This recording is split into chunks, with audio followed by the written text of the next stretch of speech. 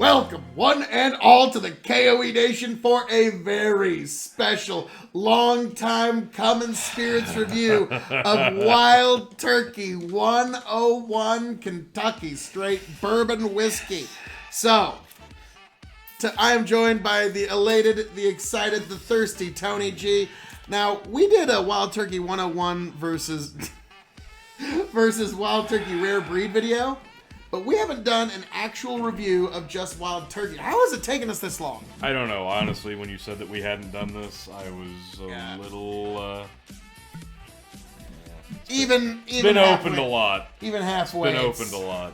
I was a little hesitant because I'm like, I'm positive we already have done this, right? No, apparently we have not. We have done just about everything else under God's creation. That's good. I'm quite familiar with it, and I've already...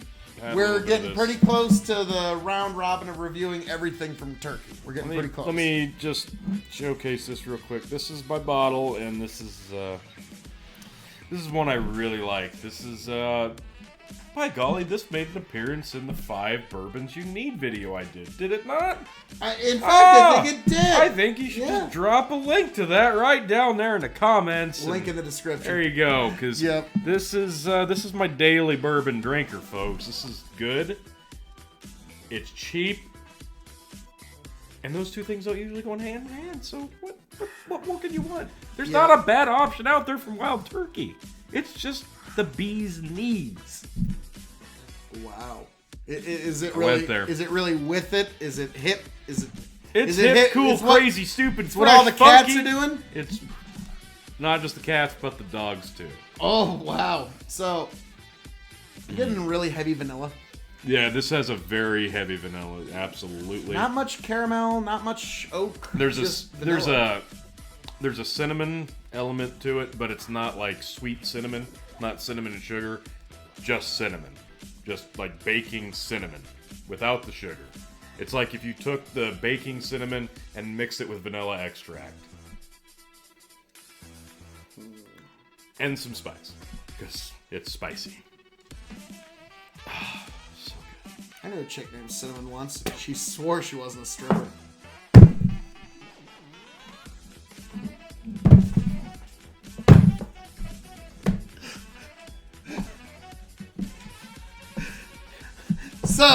So how long did you date her before? Oh, date, that's rather, getting rather loose with her language. She's like, oh, let me take you out for the night on the town. Steak and dinner. No, none of that. Where were we? I don't know. So, we are now here to give the official... Oh, no, we haven't even tasted it. No, we haven't drank it yet. So, Tony, enough talking about it.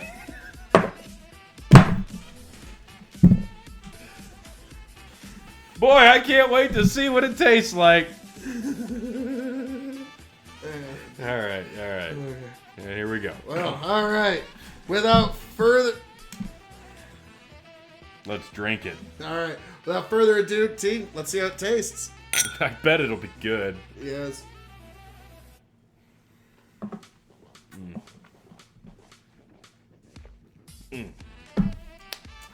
There's nothing apologetic about this.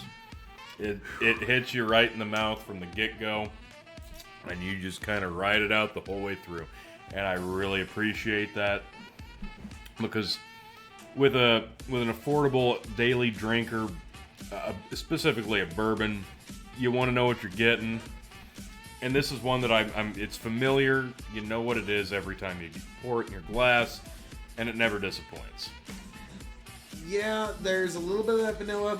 The cinnamon definitely comes through. It really strips away all other flavors. It's really... the cinnamon does kind of dance up your tongue a little bit and really does overtake a lot of this. It really does just drain everything else in terms of flavor. Yeah, the cinnamon and sugar, on the palate especially, really get front and center for everybody in the front row to really appreciate. Very much so, very much so. So... We move on to the grading of this amazing whiskey, this Tony G Daily Drinker. For those who don't know, we grade on a 5-star scale. 5 meaning you need to have it before you shuffle off this mortal coil. That's 5 George Washingtons. Yes, 0 meaning pass it on by. The K.O.E Nation has advised you well. So, we're going to grade this as a bourbon, as a whiskey, as a cask-aged spirit. It's shelving. Those new to the show, the secret 5th question. So, Tony, as a bourbon on a 5-star scale. This is going to be a little up and down, unexpected, but as a bourbon, great flavor profile. I like the nose. It's true to form every time I have it. 4 stars as a bourbon. And I'm not going to apologize. I'm not going to apologize for all my ratings either because I'm going to be all over the place here. As a bourbon, I'm going to agree with you. It's a 4-star bourbon. Like, there you go. If you were just like, hey, explain to someone what a bourbon is. Wild Turkey 101. There you go. And you could pour this. This would be a great point of entry. You could pour this in an empty bottle of Booker's or a bottle of Blanton's, and you could serve it to somebody with that presentation, and somebody wouldn't know the difference. A bottle of Booker's? Because some people don't understand how somebody much that punches you in the mouth. Somebody who's had Booker's before would understand, like, why is my mouth not on fire? This isn't Booker's. An experienced drinker, but you could put this in a much more expensive bottle and people wouldn't know the difference. A less experienced drinker. I would put it this way. You could put it in a blind flight. Yes, there you go. And it would strike way above its weight class. It does. That does. I would agree. But this contends with whiskeys that cost 3-4 times as much as this. Easily. Okay, now as a whiskey. As a whiskey, I will give this a 3. No, 3 1/4. I'm gonna go 3 1/4. I was about to what? Get out of my head, because I'm giving it 3 as well. I'm giving it 3 1/4. I was gonna stay at 3, but and I think I'm giving it 3 mostly because of the reputation it had when we were in college. That's probably a lot of it, but I'm gonna give it 3 1/4 because you could do a lot with this. And it's affordable. You can mix it with everything. And literally, you could put mix this ice. with anything. Even the master distiller. Damn it! You know what? You talked me out of it. I'm going 3 1/2. Never mind. Actually, not Jimmy Russell, but his father. Yes. He would actually keep a couple of bottles of this in the freezer just for whatever. The affordability point and the fact that you could mix this and cook with this and put it on the rocks and put water in it. 3 1/2. This would make great. I'm going 3 1/2. This would make great kitchen whiskey. Yeah. 3 because 1/2. of its overtone of vanilla, would really help in pretty much any cooking endeavor. Yeah, I'm going to stick with 3. Now, as a cask-aged spirit. That I will go 3. Okay. I will go 3. Okay. This is their standard. It's 101 proof versus the 86 proof, which some people might prefer, but that really has nothing to do with the casking in terms of what proof you prefer. This is just a really nice entry-level bourbon. This is 6 to 8 years. And that's fine, but That ain't too bad. Some of my favorite rye are 6 years. for 6 to 8 years, Actually, from this place even. for this place, for 6 to 8, this doesn't move up and down in terms of the palate. This is very much, it finds its speed, sets the cruise control, and you ride that out the whole way through. So, as a cask age, yeah, I'll go 3. Yeah, I'm gonna have to agree with you here. But yeah, like you said, set the cruise control. It does what it needs to do. A lot of good and bad decisions have been made thanks to this particular product. Oh no, so many bad choices. I'm sure for a lot of people. Let us know in the comments. Yeah, tell us your best. Your best and worst Wild Turkey 101 decisions. We want to hear those. Those are the stories that make this life. So, yeah, I can't disagree with you. It's a 4-star bourbon, but everything else is about a 3-star. It's a little bit above middle of the road. Yeah. So, yeah, I can't disagree. Now, shelving. This should be a bottom shelf whiskey, but it's a middle shelf whiskey. You're right. It should be a bottom shelf whiskey, and that's where it would sit on the shelf. Yeah. Now, it would be right next to my Woodford Reserve, which is my favorite cocktailing whiskey, but it still sits on my bottom shelf. The only reason this is on my bottom shelf is because I have reaching? Well, mostly that, but I have mine staggered rye and bourbon, Irish and Scotch, just because I have mine set up in regions. He has a right to be wrong. But if I did it on a bottom, middle, top, middle, because the quality is much higher than what you can get in terms of price. So it hits above its class, like you said. What's the secret question, Phil? When this bottle runs Yes, empty, yes. will you seek another? Probably before this one runs empty. This is one I have to have on hand at all Won't times. really be all that hard to get. No, this one's readily available for anybody who wants to seek it out. What did this cost you USD? That's a $20 to $25 bottle, so about 22.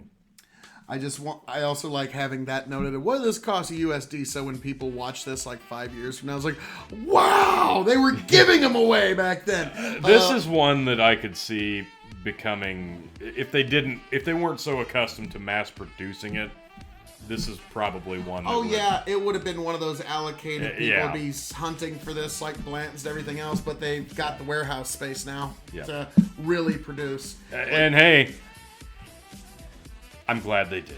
Yeah, I'm glad this got the reputation it did when we were in college.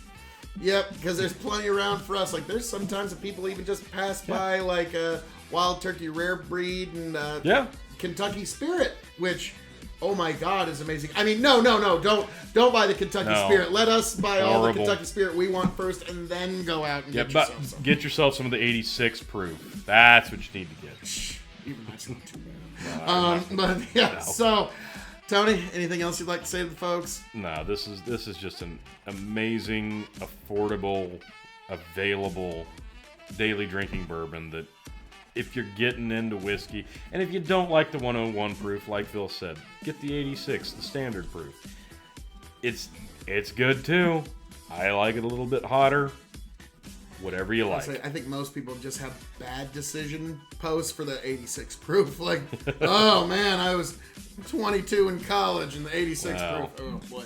So yeah, leave your stories. Yep, definitely bring those. Well, folks, as I'm known to say around here, all that being said, thank you for joining us here for our review of Wild Turkey 101.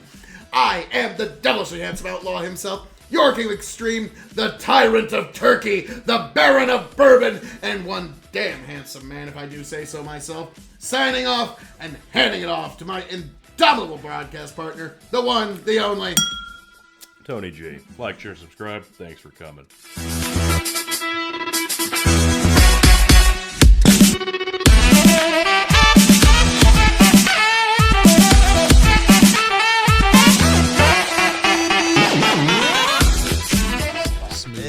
Get back. Tell you what I'll do. If I ever get back, I promise to refabricate you. Raging rivers of gold. That's what the brochure advertised. And now we're lost, we gotta take it down. Let you down slow, it's hard to survive.